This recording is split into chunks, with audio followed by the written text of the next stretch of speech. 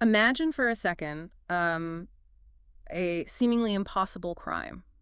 Like, what if a bank robber legally walked up to a teller, withdrew their own money, went home, spent it, enjoyed it, and then And then claimed they were robbed. exactly, and then successfully convinced the bank they had been robbed the entire time just so they could get all that money back? I mean, sounds like a bad movie plot, right? Mm. But the reality is a mechanism very similar to that is being executed millions of times a day. Right under our noses. Yeah, right across the global digital economy. Well, welcome to today's deep dive. We are taking you through a fascinating document we have here. It's called Chargeback Fraud and the Architecture of Payment Abuse. And I gotta say, as we were going through these sources, the sheer scale of the vulnerability outlined here, it completely shifted how I view the digital economy. Oh, totally. The mechanics of it require you to basically rethink everything you know about online security. I mean, we are looking at a fundamental vulnerability in the actual architecture of how we exchange value. So to set the stage for you, today we are looking at chargeback fraud. And right off the bat, we need to clarify that this isn't about, some shadowy hacker stealing credit card numbers on the dark web. Right, that's your traditional sense of financial crime. Yeah, this is a financial crime that actually weaponizes the very consumer protections that are built into our payment systems to keep you, the listener, safe. The system is essentially being turned against itself.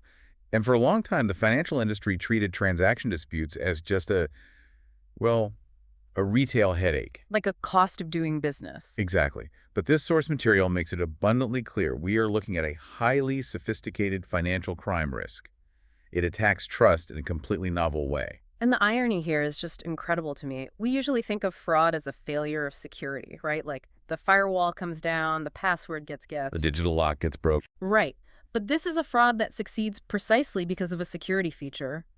The chargeback mechanism is doing exactly what it was programmed to do, which is to refund a consumer when a transaction is unauthorized. Yeah. Which makes me wonder, if the security at the point of sale is so robust these days with two-factor authentication and biometric logins. It's harder than ever to break in. Yeah, so when is this crime actually happening? See, that is the pivotal shift in the timeline.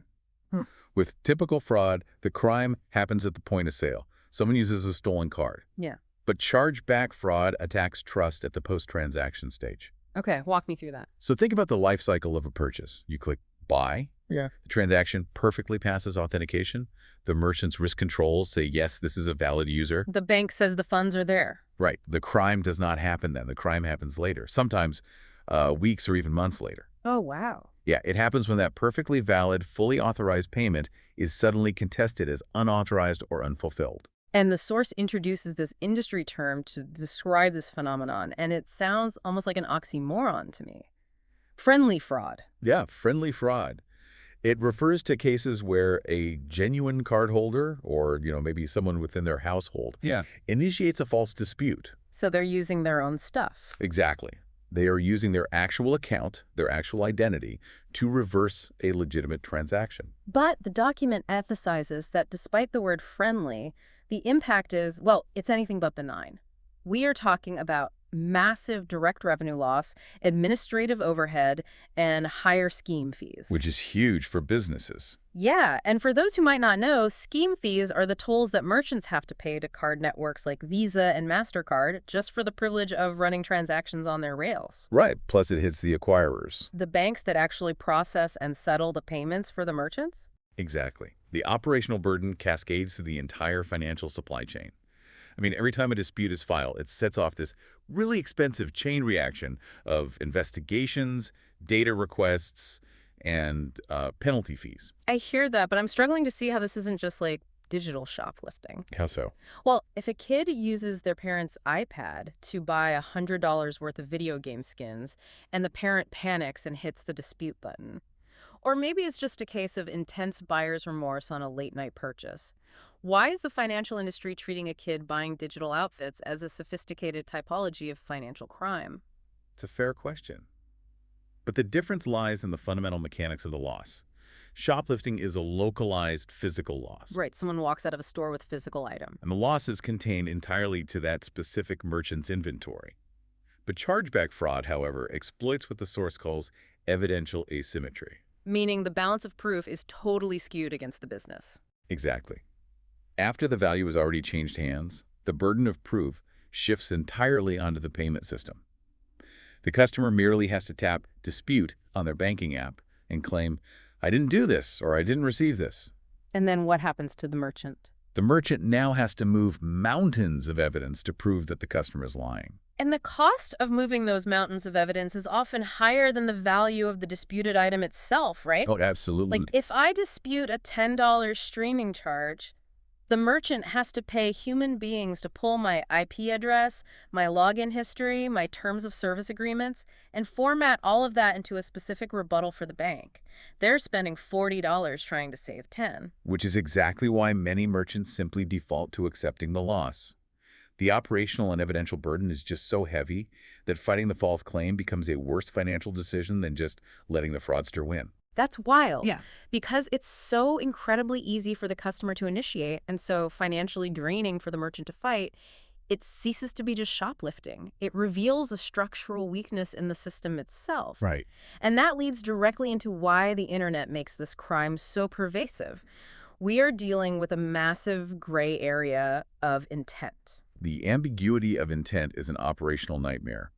It's not always a mastermind criminal setting out to steal. Sometimes it is literal transaction confusion. Like, they just don't recognize the charge. Yeah, a cardholder simply fails to recognize a merchant descriptor on their bank statement. Let's ground that, because I think everyone listening has experienced this. You're looking at a credit card bill at the end of the month. You see a charge for $39 from something called, I don't know, AWG processing. Right, and you panic. You naturally assume your card has been compromised because you've never heard of AWG processing, so you hit dispute. But in reality, that was the annual renewal for an independent newsletter you subscribe to, and AWG processing is just the name of the payment aggregator they use to handle their billing. Exactly. Transaction confusion is a massive driver of the volume.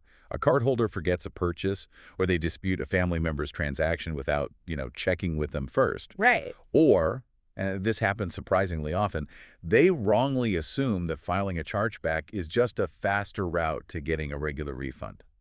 Wait, really? People are initiating formal fraud investigations because they don't want to wait on hold with a customer service rep to return a sweater? The data absolutely backs that up. People want the path of least resistance. But alongside that innocent confusion, you have the deliberate cases. The actual bad actors. Yes. A customer knowingly consumes a service, receives a product, or benefits from digital content, and then disputes the payment afterward. Wow. Because unlike a stolen credit card, where the central question the bank asks is, was this payment authorized? The central question here fundamentally changes. It becomes, is this later dispute honest? Exactly. And can the merchant evidence their legitimacy convincingly enough to withstand the reversal? Yeah. That is incredibly hard to do in digital commerce. I can imagine. The source lists specific vulnerabilities. Remote delivery, digital subscriptions, online services, downloadable goods, gaming, travel. Because delivery is remote and immediate, physical proof is almost non-existent. Right, because you can't prove someone consumed an entirely digital product the way you can prove a delivery driver dropped a heavy cardboard box on their front porch and, took a photo of it. Exactly. The frictionless checkout, the very thing making online shopping so seamless for consumers, is exactly what strips away the audit trail the merchant needs to defend themselves against a dispute. Because there's no friction to generate the proof. Right. There is no physical signature. There's no in-person ID check. Businesses lacking recognizable billing terms and bulletproof access logs are highly vulnerable even when the transaction is completely genuine. So if a merchant's digital records aren't perfect, the payment is basically going to be reversed. Yeah, pretty much. It really becomes a data and operational design issue, not just a payments issue. And because it is so hard to prove whether a dispute is honest or not, the volume of these chargebacks scales up rapidly. Exponentially, really. Which is where the source material transitions the conversation from what sounds like a frustrating customer service headache into a massive systemic anti-money laundering or AML threat. Yeah, the source situates chargeback fraud within a broader ecosystem of payment abuse. We are talking about first-party fraud where the true identity owner commits the crime, alongside refund abuse and account misuse. It doesn't exist in a vacuum. Okay, I have to pause on that because connecting a disputed credit card charge to anti-money laundering seems like a massive leap. It sounds like it, yeah. Like, how does someone falsely disputing a meditation app subscription escalate into a mechanism for laundering illicit funds? What is the actual mechanism there? It's an important distinction to make, and the source clarifies the boundaries here.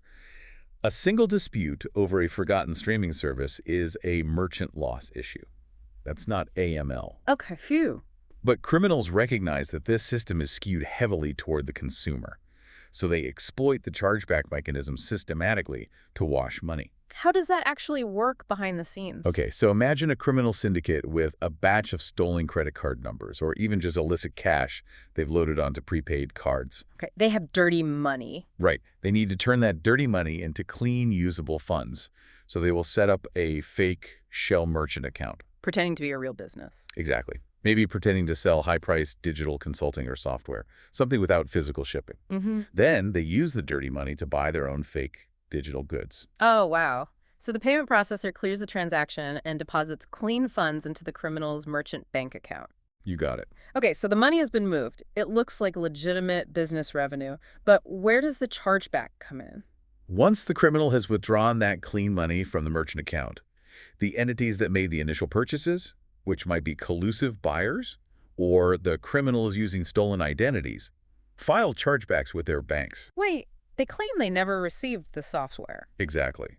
And the banks, following standard protocol, automatically refund the original cards, pulling the money back from the payment processor. Leaving the payment processor holding the bag for the loss, while the criminals have already walked away with the clean cash. The chargeback is the getaway car. That is exactly what it is.